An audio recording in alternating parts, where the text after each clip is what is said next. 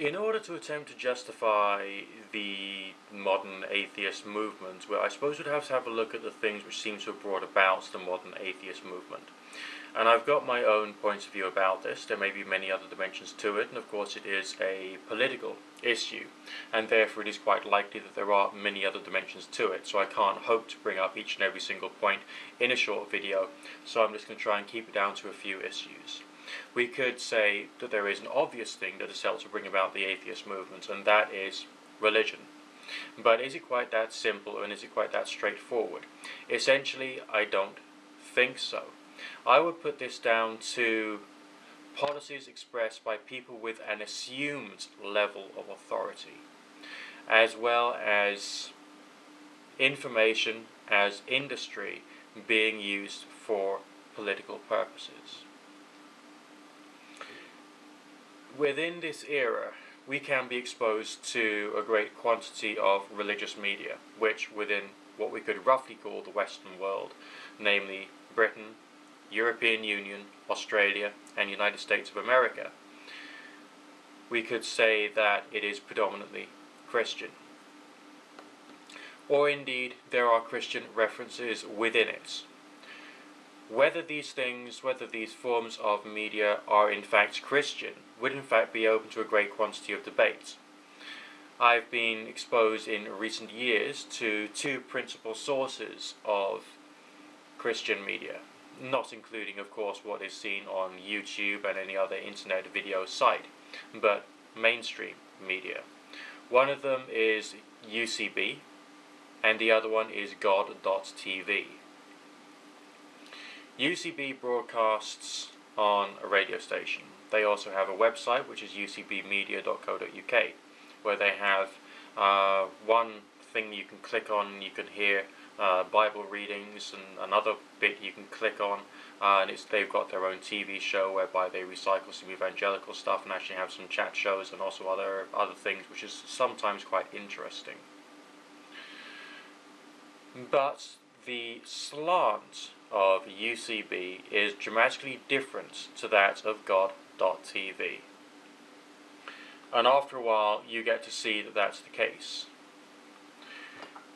On one particular program, and I dip into these things because I'm curious as to what these people think, because I don't identify with them, with either of them really. I don't identify with UCB, I don't identify with my approach to anything of a theological nature with God.tv whatsoever.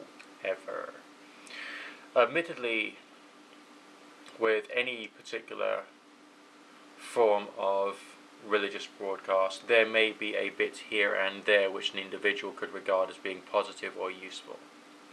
Sometimes you have to ask yourself whether those positive or useful bits were thrown in for effect or for political purposes, to try and persuade the individual that the entire message of the entire TV show or channel or website or whatever is in fact to the most part good. There are some sections or broadcasts or bits of text that I've read which I have actually thought interesting, quite thought-provoking, quite harmless.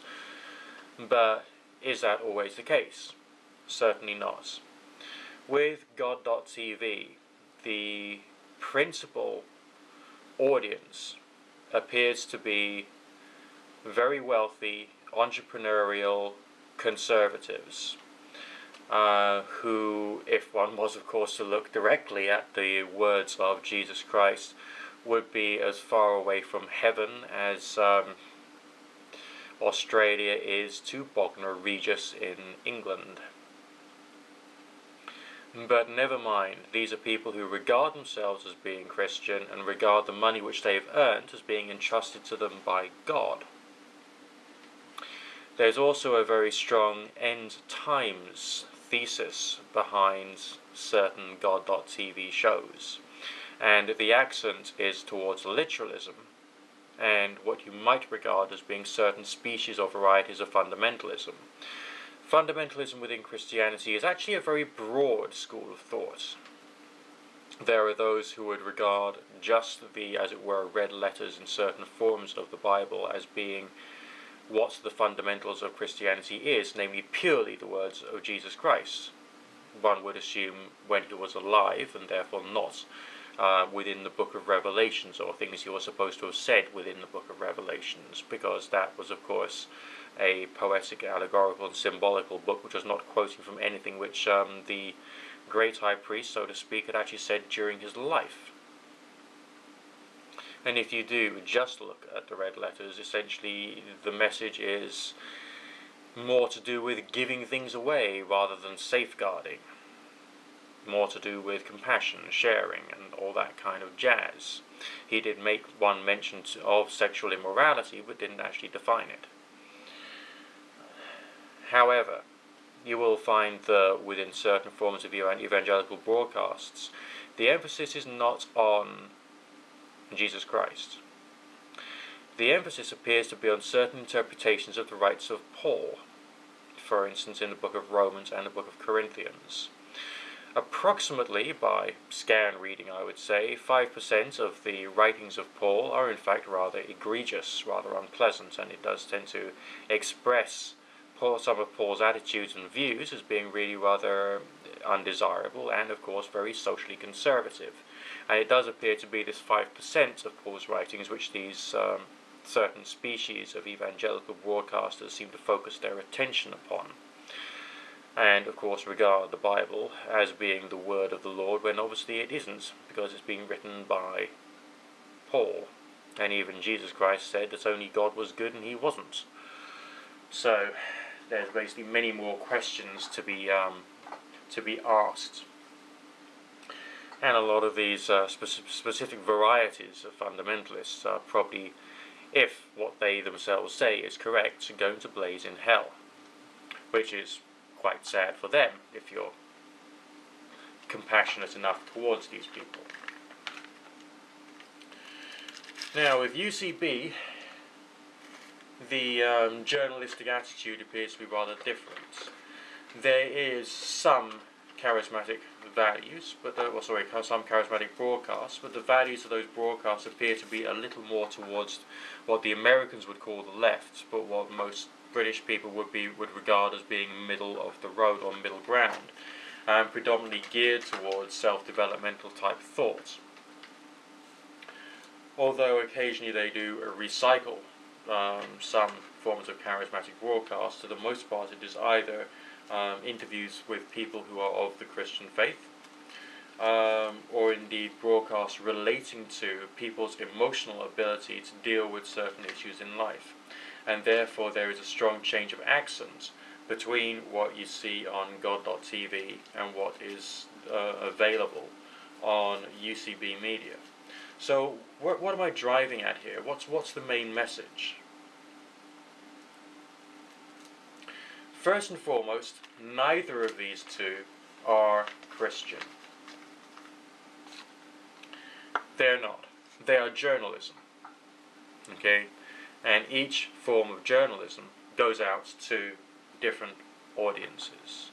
There is no singular message, there is no singular idea which is held within both camps. There are repeated motifs, yes. There are repeated words, yes. But essentially, are either of these two Christian? I mean, to call them both Christian would be to call the Sun newspaper and the Times newspaper both news. Would you? No. They're different qualities of broadcast with different qualities of audiences who have different values and different points of view. Because religious media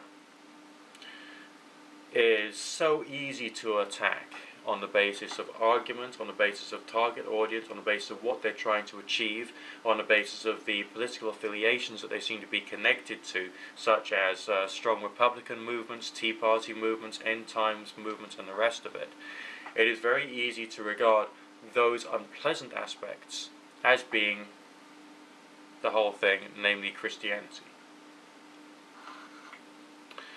During my time of going to church in recent years, I have not come across people who agreed with that, with the ideas that were present on God.tv, at all. However, in the previous region that I used to live in, that type of thinking was rife. And so essentially what you've got is almost like political covens, people who are saturated full of ideas and held together via geography and ideology. But because they're so different, they can't really be regarded as being the same. But they provide enough confusion for individuals to create the rationale for this new atheist movement. I have not yet seen sufficient evidence to make me feel that the more egregious values of certain parts of the world, such as Texas, are in fact the mainstream globally. I don't think that that's the case at all. What you might call the more crackpot aspects of Christianity, such as the Kent Hovind-esque, the Nephilim Free-esque, these will carry on receiving lots of hits, predominantly as a result of people who actually object or are laughing at them. But they will still reach a certain level on the internet because people talk about them. There'll be links going out all over the place, and that will help with their search engine ranking and so on and so forth. And also these are individuals who are or were quite vocal and speak an awful lot and very passionately about their ideas, which are of course completely bogus. But the same reasoning which could make the member of the New Atheists community lump all of these forms of religious media into the same umbrella is the same form of thinking that, let's say in this example, a Christian might think when they're approaching all the different forms of media out there and saying they are all Christian, therefore they must all be good. Both of those positions are essentially identical, but from different perspectives. And they are both thoroughly illogical and thoroughly rational. The term Christian essentially doesn't have any singular meaning. And I've also yet to find two Christians, even of the same denomination, who are in perfect agreement as to what their faith was and what the term Christian actually meant. And I mean, perfect agreement. So, essentially, what precisely is a religion? In practice, what precisely is it? Just a combination of ideas that people take what they see fit from, throw away the rest, and use it to either inform themselves or guide themselves or use it for self-reflection. That's all it is.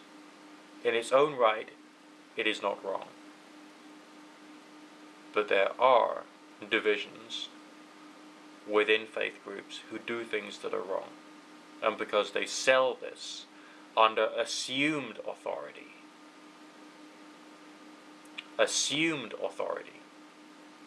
which it isn't real authority, it's just ideas that, they've been contemplating, that there could be some difficulties. So, religious media is partially to blame for the creation of the New Atheist movement, as well as policies in various parts of the world.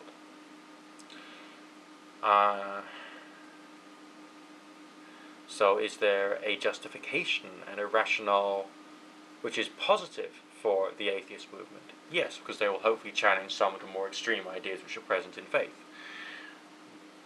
But does that necessarily justify some of the harder anti-theistic attitudes which are out there? Certainly not. Because, as if to say, atheism is good, That would be like saying all forms of allegedly Christian media are all Christian and are therefore good. It's just as irrational, it's just as illogical, and it lacks freedom of thought. So if you think like that, okay, you don't have freedom of thought. And I think you got to understand that and accept that and start moving beyond that. So you don't suck anymore.